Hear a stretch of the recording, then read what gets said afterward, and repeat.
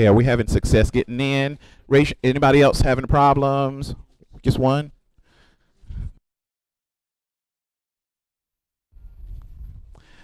Yeah, if it says connected, you should be okay. Unfortunately, it's just slow to render, so just give it a few moments. Yeah, I did the same thing earlier. I think I was tapping, tapping, tapping, tapping, but it's just slow. It doesn't want to go back to school either. So,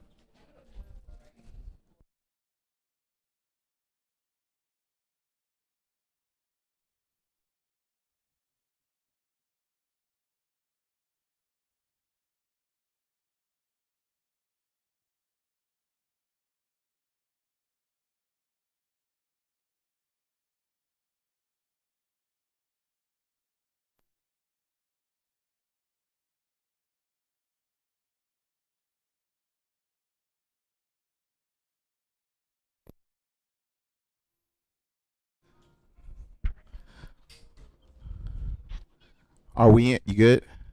Still waiting? Hmm. Well, you got to believe. See right there. Just hold on. Just hold on. Hold on. Your change is coming. Just hold on. Just hold on. Internet don't work when you want it, but it's always on time. No, it ain't. No, it ain't. That's not true. Not for the internet. Yeah. Well, we're going to go ahead, if it's okay with everybody, and get started. We may have some more folks trickle in.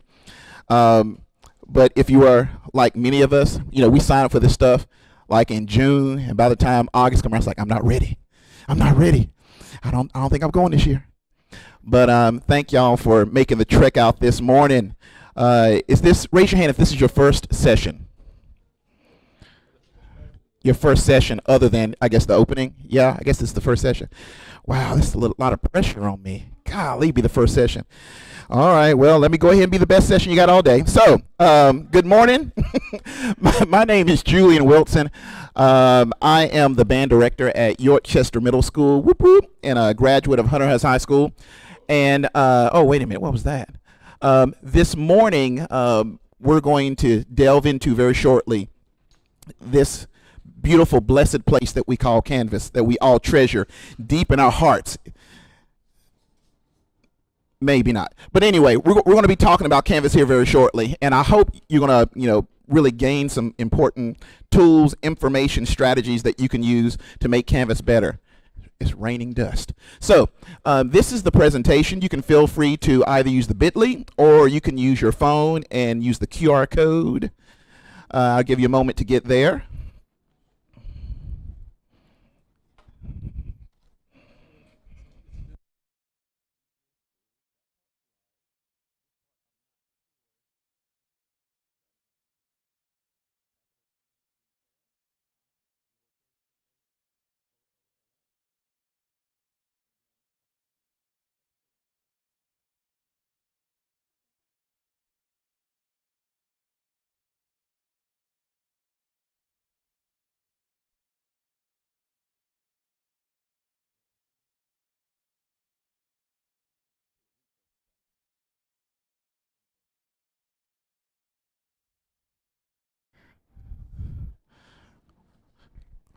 Now, as I'm going through the presentation, I will tell you this.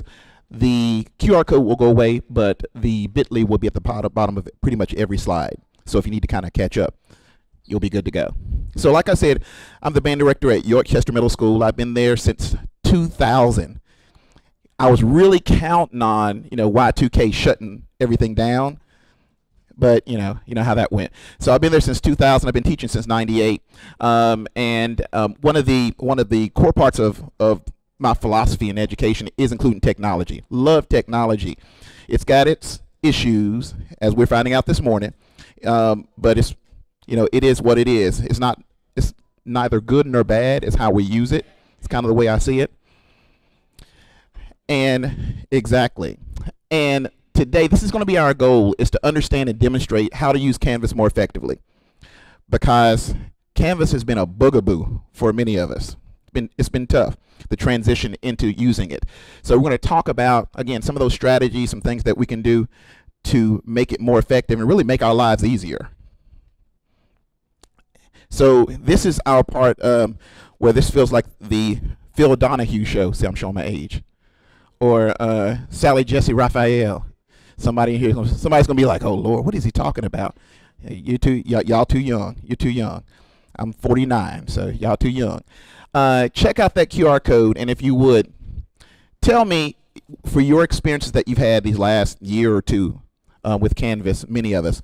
How do you feel about Canvas? So use your phone, go to that QR code, and it's a Padlet. Just tap on the Padlet. It'll open up a little box, and be honest. How do you feel? How does Canvas make you feel? How does it make you feel? You like it? Okay. Okay. She likes Canvas. Any other Canvas lovers?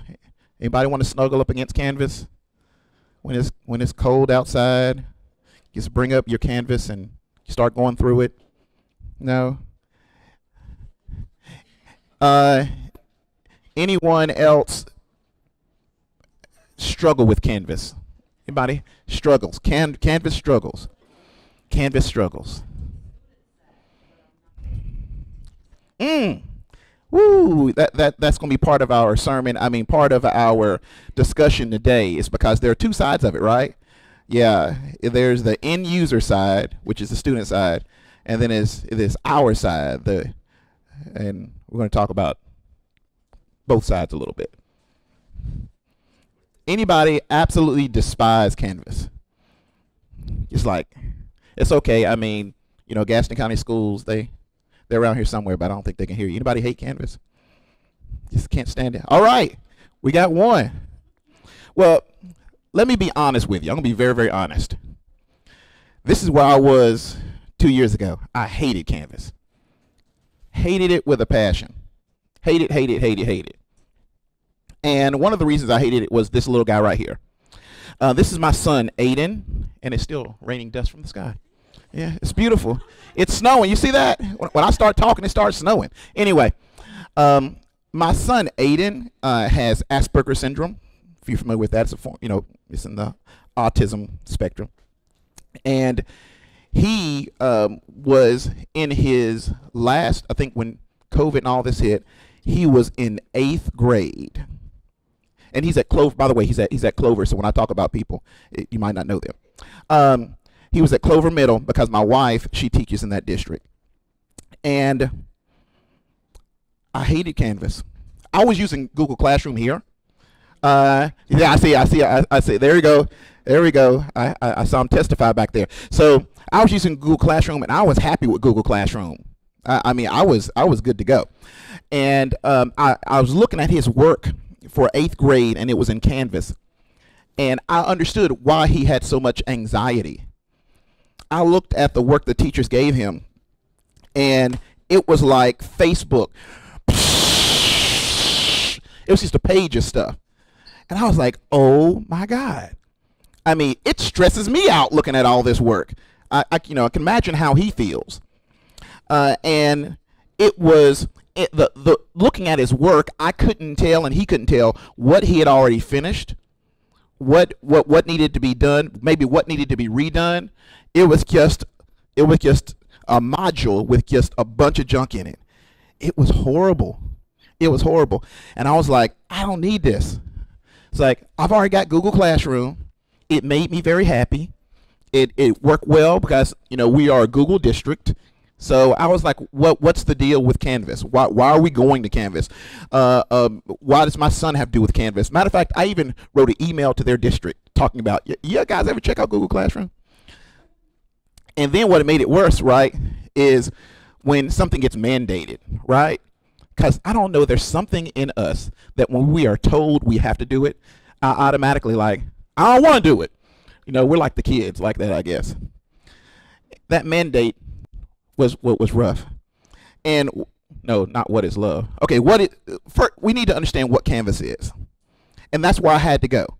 Because I had to understand that we were going to be made to do this and be made to use this. So let me understand what I'm working with. Canvas is a learning management system. Sometimes you'll hear people use these acronyms, LMS. And what it allows us to do is it delivers and manages the content for your course. It collects the data for your course. You know, we always talk about data. We are data driven, or what have you. How many times you heard that, right? And also it provides you a repository. That's a big word. It's a place to put your stuff. Okay? Every teacher, how many folks got that filing cabinet? Got that filing cabinet. That's where my stuff goes. Okay? It's like a filing cabinet in a way. It's a repository to put our things in. Now, what does that mean for us? Well, what it means is if we use it correctly, it actually empowers our learners. It empowers the kids. Okay? It makes our life actually easier because it turns the responsibility, if we do it correctly, over to the kids. It allows us to design how we deliver the content from our course. And that's really important, especially in this day and age, because how many absences did Tommy have this year? Okay? Family got COVID and they were out, or they decided to take vacation, like right in the middle of the semester or whatever. But this allows us to design how we deliver the content, and also it provides a one-stop shop for most of the things, pretty much all the things in our course, if we do it correctly. Okay? If I was in Google Classroom, we'd be in Google Classroom and then we go out to go to Google Slides. Okay, to build something, or we be working on something, we go out to do a Google search or whatever. In Canvas, you can put all of that in Canvas, so it's a one-stop shop. So the kids don't take that red or that blue pill and they end up going down the rabbit hole. Okay, Matrix reference. Matrix. Anybody? So what I discovered about my son's experience with Canvas and my experience watching him and trying to help him use Canvas is that Canvas wasn't the problem. Canvas wasn't the issue. It was the way it was designed. Some people, we don't design our Canvas courses. We just dump stuff in it, right? I know, I've been guilty of that too. But there's got to be a design to it. Anybody ever play golf? Yeah, play a little golf.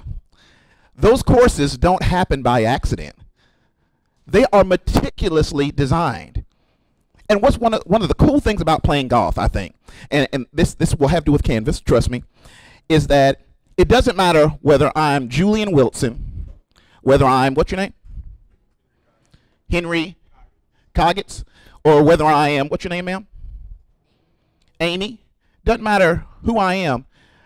I have to go through the same course if I'm playing golf. And the object of it is the same, is to get the ball in the hole. If we use Canvas the correct way, we should see ourselves, instead of having a class, really it's a course that the students are working their way through. Okay? So I was like, I don't understand. Okay, this is what I mean. First, have you ever thought about how we design our Canvas courses? Do we ever begin with the end in mind? That's one of the habits, the 7 habits of successful people. Beginning with the end in mind, okay? And actually build your course, not by the week, not by the month, but build the entire course. Have you ever thought about that? Do the entire year.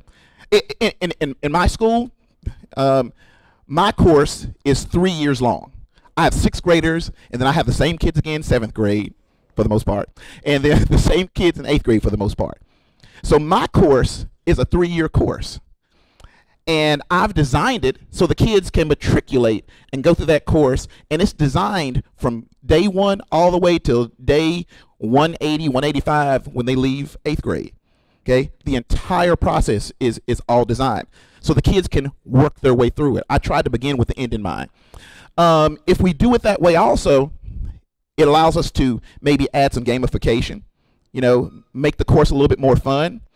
One of the things we like to do is we have leaderboards in our classroom, and the kids work towards these points according to working their way through our course. And we have a leaderboard, just like you have on a video game. And the kids work for a leaderboard. You know, one of the things that studies show is that many times we want to give kids things, but studies show that the most intrinsic motivation that kids have at this age level is status. They don't want things, they want status. They want to be the leader. Designing your course also allows it to be asynchronous, which is a word we all had to learn over the last 2 or 3 years. The kids, can the kids work on our coursework without us? Or am I holding back my high flyers? You know, where everybody's got high flyers. I'm holding back my high flyers because don't go there. Don't get too far ahead because we got to get Bobby. Okay. But if it's asynchronous, if I've designed the course, then my high flyers can be high flyers. I don't have to rein them in. Okay. We're going to talk about that. And the design must be organized and supportive. Can the kids do some of the work without me? Have I put things into my Canvas course that supports their learning? So some of the simple questions. Do you have a FAQ section in your Canvas? Where you don't need to ask me that. It's in your FAQ section. Go watch the video. Okay, simple things like that. Making Canvas a more supportive environment. So when we talk about Canvas and developing it as a course design, these are the sections we have to think about. Length, the structure, artifacts, the sequencing of it, the feedback loop, which is really important, and support. Okay? Now, when we say the length, how many folks in here have classes that are 1 semester long? 1 semester courses. How many folks have courses that are 1 quarter, 9 weeks long? Anybody? How many of us, our courses are 1 year? They're a full year. Full year. And raise your hand, how many folks have courses that are something different than I've mentioned? Anybody? Counselors. Okay. When you begin with the end in mind, we have to decide, you know, how long my course is going to last. Is it a 9 weeks course? Is it a semester long? Is it a year long? Is it like me? Is it multiple years long? And this is just a little bit of how my course is designed. And you have to do this on your own for your course. Now, I will say this. What I'm telling you is time consuming. Doing that front end work. It's time consuming. Every time I've done this and restructured my course, it's always over the summer. I know we don't get paid over the summer. But it's always over the summer because I don't have time to do it during the school year. And it needs to be ready when I hit the ground running. Okay? But my course has 10 levels. When I say 10 levels, I'm talking about from 6th grade all the way to 8th grade. There are 10 levels. And each level has 10 artifacts that I base on my standard, course of study. My standards from North Carolina. And the students understand that for level 1, like a game. Thank you. For level 1, just like a game, they know they have these 10 things they have to do. They have to play this song and then this song, or maybe they have to do this scale, or maybe they have to write this, or whatever. They understand what those 10 things are. They can do them in any order they want, however they want. That gives them some choice, gives them some voice. But you don't get a chance to level up to the next level. It kind of reminds me of IXL and some of these things. You can't level up to the next level until you complete those 10 assignments. Okay? Now, not just complete. Let me be really clear. Another thing I strongly believe in, and it says here in the next part, is mastery-based teaching. Okay? As a musician, if my students were to earn on a concert 92, it would sound like a train wreck. Every kid gets to miss 8 notes. Are you kidding? I mean, you guys would run out of the auditorium screaming. It's like, what is he doing with these kids for an hour a day? Okay? I believe in mastery-based teaching. My students know that if they're playing their 6th grade and they're playing Mary Had a Little Lamb, it's one of their assignments, one of their 10 artifacts. They have to play Mary Had a Little Lamb correctly. And if they don't play it correctly, it's okay. You're not penalized. Anybody ever played a video game? You're not penalized. You do it again. It's simple. It's kind of like life. If you don't learn the lesson, you get to do the lesson again, right? Okay, it's the same thing here. And before they do it again, I oftentimes will give them that feedback loop I told you about. I'll say, okay, this is the problem. You know, you missed this pitch, but I only missed one note. Yes, you missed one note. Now go do it again and fix that one note. How many times do we just let kids by? Like, oh, you get a 40. You just put your name on, you get a 40. No, you don't get a 40 in my class. What is that? What is that? Our expectations many times we lower for our students, don't we? It's like, oh, just to get them out of my hair. Oh, if you are, as long as you don't bother me, okay, you can sleep as long as you don't bother me. Let's go. We're here to learn. Okay, mastery based. And as we look at modern teachers, some of these things that we're being asked to do, that's what it's talking about. It's talking about mastery based teaching. Okay, can the kid do it or not? If they can't, do it again. So my kids have 10 levels. Each level has 10 artifacts. 1 through 10 is the first level. The next level is 11 through 20. Bet you can't guess the third level. 21 through 30. And the kids, they earn these points. And one of the things I tell them all the time is once you earn something, I don't take it away. You earn that. You earn that. You work for it. And when a kid gets, for example, 11 points, maybe that's an A in this particular quarter. You got 11 points. You got out of level 1, dude. You got 11 points. You leveled up. They love that. Leveled up. You know, it's a video game term. And then the next quarter, maybe to get to 18 points would be that same A. Okay, but they've already got 11 because you kept what you earned. Okay. And they kids understand that. Again, it's kind of like video game terminology. But we do rhythm mastery, performance mastery, vocabulary mastery, scale mastery, and then we have a big boss challenge. You guys know at the end of Mario Brothers, you got to do the big boss, right? Any other gamers? So when we talk about the course design, those artifacts, you have to identify what you want the kids to do, what you want them to show you. Again, we're talking about designing the course. We're not talking about what we're doing this week. We're talking about the entire year. We're designing, if you're a year course, we're talking about designing the entire year. And guess what that does? When Johnny is out, you don't have to try to figure out, oh, how am I going to get him caught up, or where is it? Where did he leave off? Go back to the same thing. Because it's already designed in your Canvas course. They just go right back to it. Okay? It makes our lives easier, and the kids always know what to expect. Okay, that's really important. Some of the discipline issues and things we have is because sometimes the kids don't know what to expect. My students, one of the things I try to always impress upon them is that if you're on point 12, what's next? If you don't know where to go to point 13. Okay, go to what's next. Now they can do those in any order they want, but if you're not sure, go to the next one. You might have a book. You might have to create some materials. There are a lot of educators out there who have done this, who have created some sequencing. So definitely check out, some of the educators who are in your content area. Then you got to have a feedback loop. That's really important. The feedback loop lets the students know how they're doing and areas that they can improve. So if they didn't show mastery, then it's very important to identify where that is. And somebody's like, this is so time consuming. Okay. Yeah, it can be, but does anybody do things like Flipgrid and like leave kids video feedback? All you do is hit record. Boop. Okay, this is what you need to do, kiddo. Blah, blah, blah, blah, blah, blah. All right, you have a great day. I can't wait to see your next submission. Click. Okay, 10 seconds or so. And again, it's a time saver for us. Also, inside of Canvas, I don't know if you've noticed, there is a video feedback piece. So if you have an assignment in Canvas, you can leave video feedback. Or you can type feedback, whatever you want to do. But that feedback loop is really important. You got to leave some kind of comments. These are some great tools. Loom. Anybody use Loom?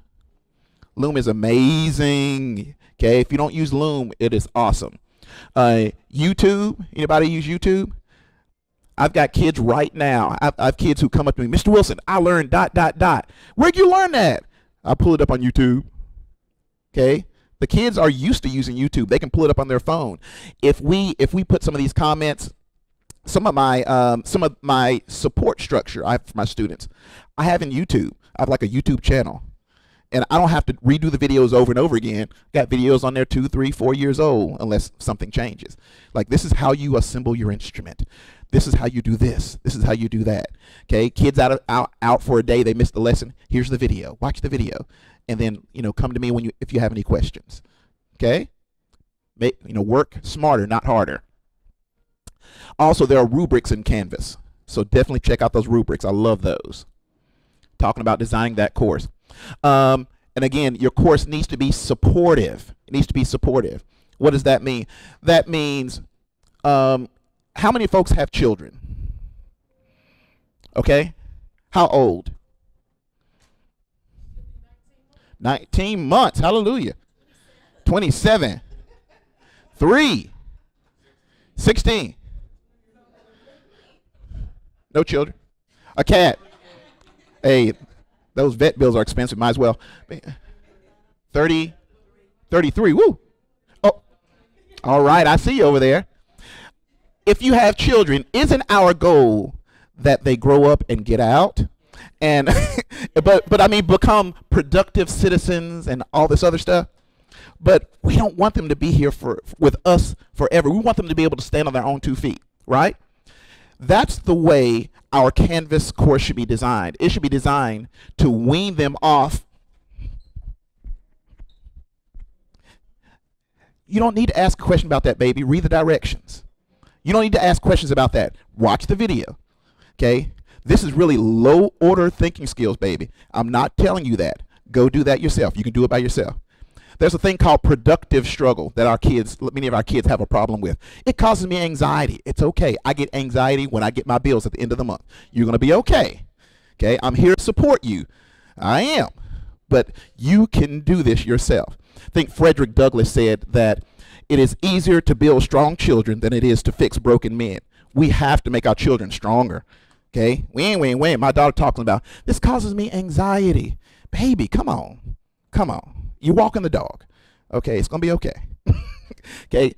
Yeah, we have to produce environments that are supportive, that allows them to do many of these low order thinking skills on their own. It's not things that we need to be doing each day. How many folks are too busy for a lot of that? Yeah. Do video tutorials like we said via Loom. Embed that into your Canvas course. Create YouTube playlists like I said a second ago. Actually explain how the math problem is written. Okay? Or it's like, if you're a math teacher, go get that link from Khan Academy and then embed that video in Canvas. Okay, you don't have to do the video. It's already been done. Those Khan people do all that work. Okay? So again, there are ways to do this to make the environment supportive so the students do most of the work instead of you. That's the idea of Canvas. The students should be doing the work, not us. Now we have to do the front end stuff, but then it's got to be their show. Okay? They should have the brain sweat, not us. So, with that said, if you have access to Canvas, we're going to create a sandbox course. So I want to give you a second to go ahead and bring up Canvas, and I want to talk about a sandbox course in a second. But while you are doing that, any questions, thoughts? Everybody feeling okay? Am I making sense? All right, that's good. That's important because I'm videoing this. I don't want to look back and sound like I was just talking out the side of my head. Okay, no questions? No comments? Yes, ma'am.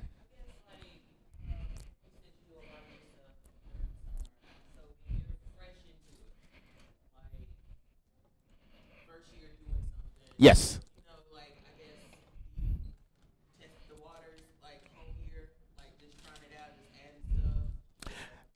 No, the whole thing is done. I'll tell you what, let me show you. Because it's easier to show you than probably tell you. And I know what you mean. Because somebody might be like, well, so-and-so might have a difficult time with this, or I'm telling you, our standards, the kids can do them. They can do them. Let me show you. Let me see. We call it the rank system. You saw my leaderboard. You might see my leaderboard pop up. What's really cool is for me, because I have 6th, 7th, 8th grade, all the kids go through the same system. So it doesn't matter whether you're 6th, 7th, 8th grade. Everybody starts at assignment number 1. 8th grade, it's too easy. Oh, good. Then go record it. Show me it's easy. Okay? So everybody starts at the same place. What's really cool is to pull up the leaderboard and to see 6th graders with more assignments turned in than 8th graders. Those 6th graders like, huh, what? You know, or 7th graders doing better than or ahead of an 8th grader. Oh man, that really puts a fire under them. So for example, none of this will make sense as far as the assignment probably, but that's rank 1 for the kids. And once they complete rank 1, this is rank 2. Then this is rank 3. I told you there are 10, right? Here's 4. Here's 5. Here's 6. Here's 7. Here's 8. Here's 9. Here's 10. And that would be walking out the door, you know, going to 9th grade. Okay? So it's all completely done from 6th grade to 8th grade. So I don't have to think about what are we doing? What are we doing today? Whatever. It's all laid out. So I might be teaching a skill. Maybe I'm teaching kids how to play dynamics, how to play louder or softer. Okay, but after we go through that little mini lesson, then it's like, all right, y'all, independent work time. You guys know where you are in the rank system. Go ahead and start working on your points. I'll be circulating. If you need some help, have some questions, go. And the last 30 minutes of class or whatever, they're working independently because they know their grade does not come from, I don't care whether you're on time for school. That's a disciplinary issue. I don't care if you bring a pencil. It'd be great, but I got pencils. If you're having a bad day and you're just mean and ornery, okay, that's a disciplinary issue. I do not grade you on anything other than what have you done. Okay, if you turned in 3 points and you've been successful, you mastered them, you got 3 points. All the other stuff is behavior stuff. I don't touch that. I don't touch any of that with points or with their grade because it's too subjective. Okay, so when I sit down in a parent conference, some other band directors are like, well, you know, he didn't turn in this, or, you know, it's like, well, but where's that laid out in your grading plan, your grading system? How is it?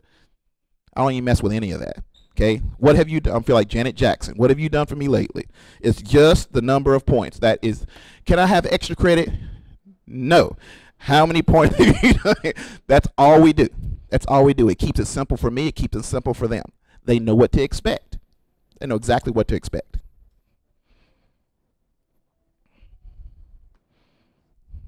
Now, back to our sandbox. If you've never created a sandbox course, a sandbox course is a course you create that you get to play in.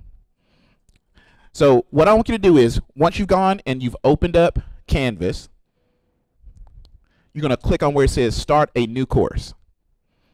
You see that? And I think, if I remember correctly, I think they have templates this year built in.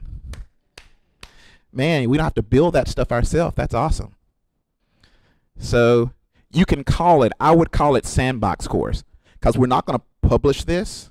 But the cool thing is that you can build stuff in your sandbox, and then you can migrate it over into your real course. Yeah. All right. Now, once you hit Start a New Course, I know everybody's excited because you're ready for a new year. Start a new course. Then if you look over here on the side, those are your global navigation buttons. That when I say global, that means it encompasses all of Canvas. And then these are your navigations for the window you're in. Okay, how you navigate or what have you. And then this is like your home screen, which now you guys have, I think you guys have that template. Anybody know what movie that is? So, that's a great movie. Story of my life. I'm waiting for royalties. So, that's right there in the center. Make sure you keep it unpublished, because we're not going to publish it. It's going to be a sandbox, a place for us to play. And stop me anytime if you have any questions or anything. Gotcha? You got it. Let me see what yours looks like. Because you should already be logged in to your school. Let me see. Oops. Touch screen. My bad. Mm-hmm.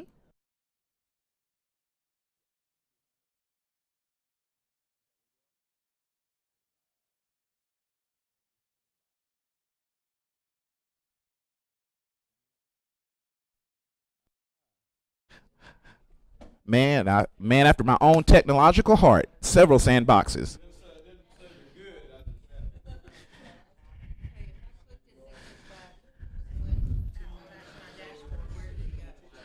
If you created your sandbox, it's still in there. If you scroll down to the bottom, unpublished classes stick at the bottom. They are, but these are all ones that have already been created for me by my school or somebody. Okay. Maybe Scroll to our school. scroll up, But and I did that. you already hit that? Create, and I named it, and I clicked. Okay, hang on once. Maybe I didn't click all the way through. Okay. I'll just start over. Okay. And once you get to the end, stop, because there's also navigations where it does not show you your unpublished classes, I think. So, yeah. It's like, I wish I'd known all this at the beginning of the summer. I could be working on it. But that's the thing with Canvas. If you don't design it, it's just a horrible dumping ground that causes children many, many tears and parents. It's got to be organized. Anybody ever use like the indent feature? It's amazing what little small things make a difference. Have a title, then have the assignment underneath, and indent it.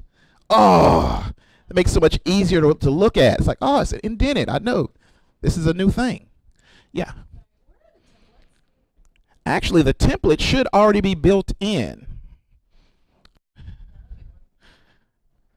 On mine, yeah, they had a big, it had a big announcement. Did you have the big announcement on the front? But I don't see them after I'm in there. I had the big announcement. Yep. Yeah, it had a big announcement. Yep. But now I'm not seeing anything. It's called the Sandbox Course. Hang on a second. Da. Shall we exit out of it? Go back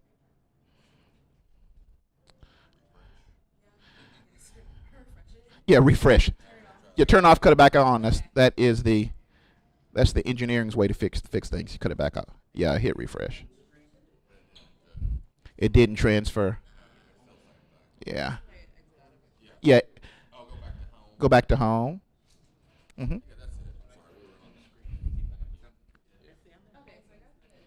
screen. Everybody else good? All right. She keeping you straight?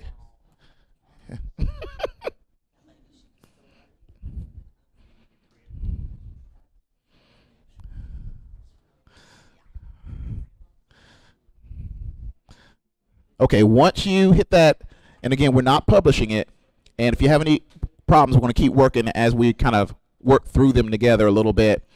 This is really, really important. I think the new design they have for us for Canvas, I think they fixed some of this. But you see this right here? You see these items on here? For my Canvas, I don't have this much. I have home screen, I've got announcements, modules, and I think that's all I have on the 3. The more navigation you give the kids, the more confusing it is. That's another thing about my son's experience in Clover. Nobody eliminated the navigation. So see that home, announcements, assignments, discussions, grades, people, pages, files, syllabus, outcomes, rubric, all of that was on there. It's like, oh, what is all of this for? Yeah, and literally that's the way my son talks. What is this for? So yeah, it is not good.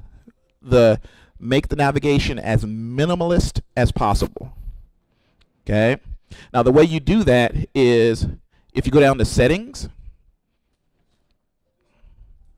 and once you do settings, click on navigation like I have here. And if you have anything you want to get rid of, just literally drag it down below where it says drag items. See right here? It says drag items down here. Literally just click on it and drag it down here to the bottom if you don't want it, if it's not already invisible. Some of them are invisible. You'll see the little eyeball with a line through it. That means it's invisible. But if it's not invisible, drag it if you don't want it. Keep it simple. Keep it simple.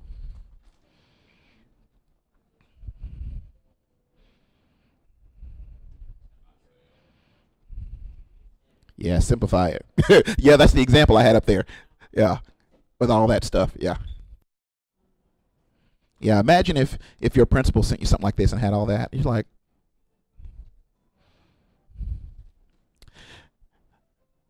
once you finish dragging, and you can keep doing that for a moment if you need to, modules. Modules are where our stuff really should live. That's where you're going to have your assignments and all these things. But again, it needs to be designed. Don't just kind of just dump it in there.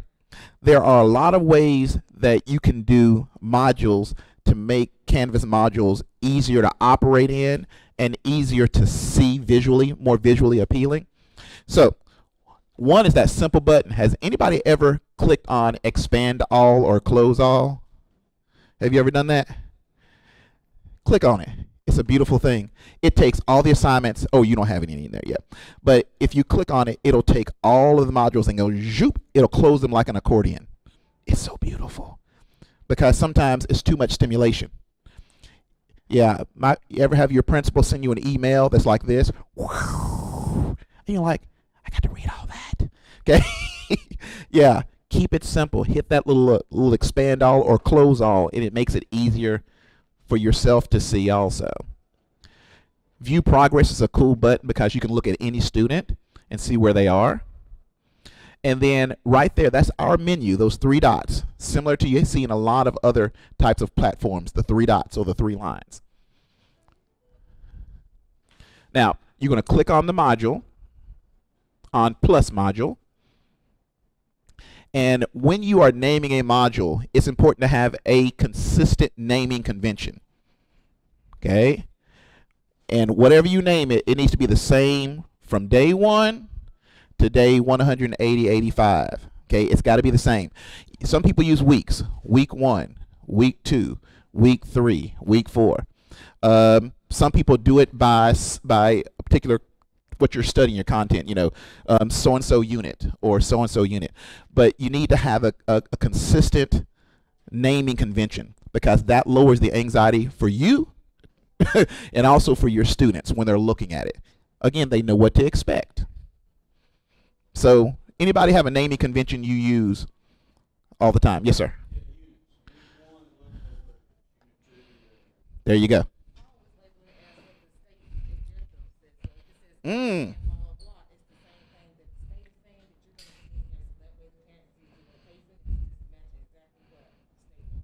Hey, that's awesome. I saw you sneak that in. I mess with you. But naming convention is really important, y'all. It's really important. Anybody ever use lock until? Again, good. You like using that? So here's the thing. I told you I have my entire 10 levels, 10 ranks, we call them, for all 3 years I have my kids. But they can't see them all. It's too much. It's like TMI, too much information. Information overload. So they can see the one they're on, and then once they level up, because I have to approve them going to the next level. Once they level up, then the next level will open up. Until then, it's locked. It's locked. They can't open it up. They can't look at it. So that's something you can use. Again, you're putting your entire course in there, making your life easier and theirs more predictable. Put locks in there so that they don't get too far ahead or skip over things. One thing for us, you can't do one particular skill until you've mastered another skill, similar to many of your subjects.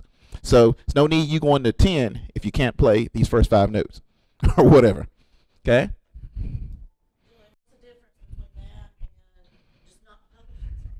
Well, once you publish it, then the kids can see. You're talking about the particular module. Yes. They can see it unless you have some of these things we're talking about put in, where it's locked until a particular date, or you have a prerequisite. For my kids, for example, level 1 doesn't matter because everybody starts there, but level 2, the prerequisite is level 1, so you can't get to 2 unless you've completed 1. Then the prerequisite for 3 is level 2. Can't get to 3 unless you've done 2. And the prerequisite for 4 is 3. You can't get to 4 until you've done 3. So again, it's a way of controlling their navigation through your course, and it makes it, again, predictable for them. Now there's our 3 dots again. When it drops down in your module, whatever module you created, whatever naming convention you gave it, if you hit the 3 dots, then you'll see edit. Now once you click edit, that's where you can get into what we were just talking about, lock until, or if you want to add any prerequisites and those things lately. Okay, you can see my naming convention, rank 1 points, and then that's an African name that we use. That's kind of our culture, our theme. You can see down here at the bottom that my students have got to earn, talking about mastery. They have to score at least a 1 for 11. They have to score at least 1 for 12. They have to score at least 1 for 13. Well, what does that mean? Okay, I don't do percentages. I don't do percentages. If you know anything, if you're a math person, you know that like averaging is like one of the worst ways to kind of tell where a kid is. Averages can be really skewed. So I just do points. Every assignment is worth 1. Everything's worth 1. I got 10 levels, 10 assignments, 10, 10, 100. You get the idea. So everything is worth 1. And if you don't get 1, then that means you didn't master it. You need to redo it. And I'll give that feedback like we talked about earlier. So you can kind of, again, customize that the way you like for your particular course. I love prerequisites. I love them, love them, love them, love them. Okay? Now, I see the little plus right here. Right there, it'll open up this window here, and you'll have assignments, which many of us are probably familiar with Canvas. Then it'll have quizzes, where the assignment can be a quiz, a file, page, discussion, text header, external URL, which means you can bring in a website from somewhere else instead of telling the kids, hey, type in ... No, actually bring that URL into Canvas. Again, one-stop shop. I love to use pages. We're going to talk about that here in a second. So we have assignments first. Anybody ever you do everything as an assignment? Everybody use assignments a lot? Yes? Well, you'll know that you have a rich text editor. That's what they call that, which is where you build the assignment. That's for pictures, that's video. That is where you can access Google Drive. Again, you don't have to send them out, bring it in. That's why Canvas is a learning management system. You're managing the kids' learning. You can bring in YouTube videos. YouTube is amazing. And then down here, you can set the number of attempts that the students have at the particular assignment. Mine are always unlimited. And then here is Pages. Pages looks just like assignments, doesn't it? But what's the difference with Pages? There's no turn-in. There's no turn-in for Pages. Looks the same. You'll see for pictures, for video, for Google Drive, YouTube. But the cool thing about Pages is the embed. No, not that embed. Okay, but that embed. Anybody ever use embed code? Now it's intimidating in the beginning. I get it. Like, oh, coding. You don't have to worry about it anymore. You can put in things like Kahoot. How many folks use Kahoot? Don't have the kids go outside of Canvas. It's a one-stop shop. You can embed your Kahoot. One of the things I love to do is I have Kahoot embedded, and it stays, it lives in Canvas. It never goes anywhere. It's like in our warm-up section. Stays there. So the only thing the kids have to do is punch in the code. They never have to go to a website, ever. They just go to Canvas, click on the Kahoot, type in the code. It stays there forever. You can put in Blookit. That's the new hot one. Anybody use Blookit? Yeah, got to be careful with Blookit. People get competitive. You don't need musictheory.net. Google Forms, you can embed those. Nearpod, anybody use Nearpod? If you do not use your Nearpod, okay, get ready for your world to be rocked. You need to write that down, Nearpod. It's a great way to collect information from the kids to see what they really, really know. And it's fun. The kids love Nearpod. All levels. Quiz is a good one too. So when I was talking about embed code, anybody ever use iframe generator? Ooh, write it down, or you've got the presentation here. I saw some people's eyes when we talked about embed codes, like, oh, it's too much. If you take the address of a website and put it here in this website called iframe and hit generate, it will give you the code. And all you do is it'll pop up down here, you copy and paste it and put it inside of that rich text editor for your Canvas page or for your Canvas assignments, and it will put that website inside of your Canvas. They don't have to go outside of it. One-stop shop. It's called iframe generator. It is the bomb. It is amazing. And then you look real cool. It's like, I've been coding, y'all. You know, I've been embedding in my website, my stuff. You know, you don't have to know what it is. iframe generator does all the work. Inside of your Canvas course, along with your modules, or inside of your modules, one thing that's really helpful for students is make sure you use the text header feature. It's amazing how many of us don't use it. With a text header feature, literally the only thing you do is put in information, text. For my students, you were talking about how you put the standard, the standard. For my students, they can see right here, this is a little introductory video for what we're going to be working on. And then right here, this is my standard from North Carolina. Okay, so they know exactly what we're working on. And then boom, underneath, and I use some other text headers. So the students, instead of just seeing a bunch of assignments, I have it segmented. And it's just easier for us to see and to visualize and understand what's going on. Use those text headers. Yeah, that's one of my favorite quotes. When the band director says one more time, like, you know, it's actually going to be 10 more times. To recap, we're talking about designing. That's the thing we're working on here. Designing our Canvas course. Anytime you go to a showroom at a car dealership, or when you step into Walmart, all that didn't just happen. It was designed. They designed it to make you spend more money. It's a whole nother subject, but it's all designed. Every website you see is designed. They want you to come back. Okay, so it's designed to be appealing. Make sure our Canvas courses, we design them. It's not just dumping those. Make sure it's designed. Decide on the length. Build that sucker. The structure. You know, I love asynchronous. Kids can be working on it at home by themselves. Think about the artifacts you want to put in there, what you want them to actually know, what you want them to show you that they know. Make sure you design a feedback loop so that you can constantly be telling them, okay, this is where we're working well, this is where we need to grow, okay, the show and grow. Make sure that we create a Canvas course that has, videos are amazing. How many folks would like to watch a video more than like redirections? Yeah. I bought a dishwasher the other day, and I did something else over the summer. Bought something else. I don't read the directions. I go to YouTube, and I pull up that particular item where somebody else has put it together, because I don't want to sit and read that. It's easier for me to watch the video. Okay. Make sure our courses are supportive, so the students can do a lot of these things themselves.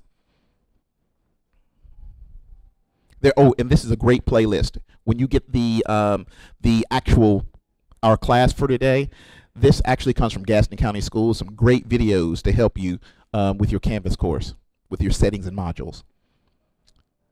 But that's me.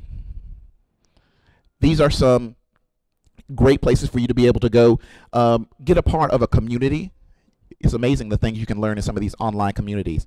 I highly suggest ditch that textbook. If you don't know of Mr. Miller, the guy he does some great work. Teachers using Canvas. That's on Facebook. So I've been blabbing. I wanted to make sure we got it all in. Let's see what time we got. Whew, just barely got it in. This is our survey. If you would please, use your QR code, go there.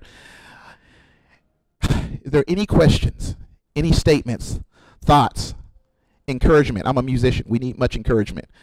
People tell us we wasted our lives. Any questions? I am here. Anyone? Yes, sir. I know. Yes, sir. Gotcha. Uh-huh.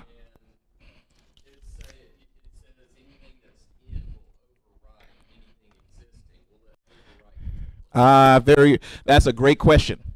If you are, and I do the same thing, if you're pulling in content from a course you've already created, what you want to do is don't import the entire course. You need to import it piecemeal. Okay? If you import the entire course, it will override that new template. It'll override everything in the new course. It'll go away. So make sure you import it, each module or what have you. But no, according to the way it read, they did that for us, but we can modify it or change it altogether. We don't have to use that.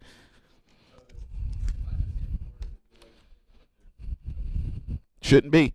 Not according to what they wrote in Canvas. They said we can use it if we want. So.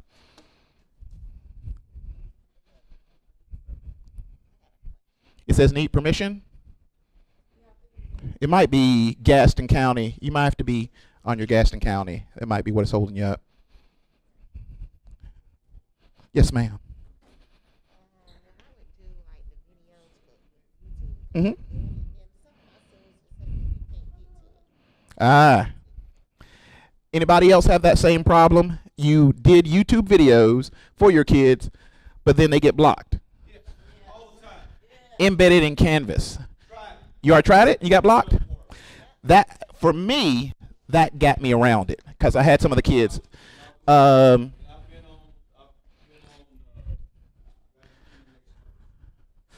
is wild. Yeah, I got around it by embedding it.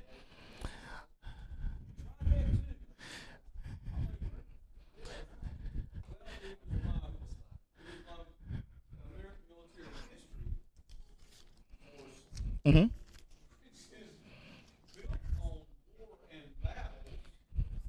Go ahead, baby.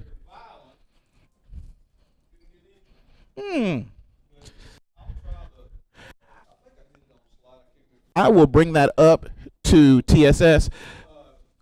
That's been a thing.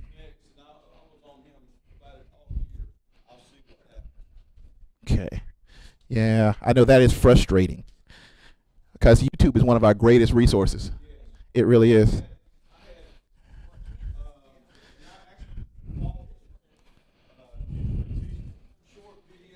Mm-hmm. Right. Yes, sir.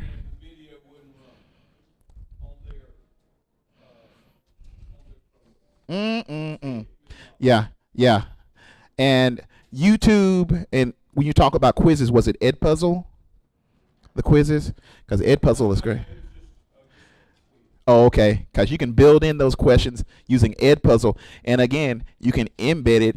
Just take Edpuzzle's link, go to iframe, and then when you get to the rich text editor in Canvas, just drop it in there. And all of a sudden you got Edpuzzle built into Canvas. Yeah.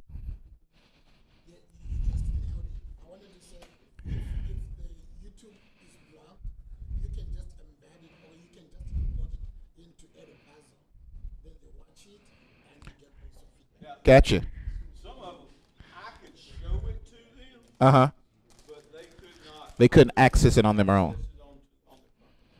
Yeah, that's been a thing this past year. So we're definitely gonna bring that up. Well, I want to thank you all for your time today. I'm going to do some giveaways before I let you go. Over on the table, except for my coffee, you can't have that. Let me move that out of the way. Somebody might get excited. But over on the table, I've got a few items. And if your number comes up, if your number hits, as they say, feel free to come and pick up any one of these items. And please take candy on your way out. All right. Number one, first person is number 15. 15. 15. All right, as they say on SpongeBob, bring it around town. Okay, it's one of my son's favorite videos. All right, next one, number 17. All right, 17. That thing is heavy. That thing is heavy. You can you can kind of get your workout in here. Now, what grade level? High school? Grade level, ma'am? All right. Middle and high. Let's go. 23. Yes, sir. And I did not just pull up his number because I'm a Husk graduate. I want to go on the record.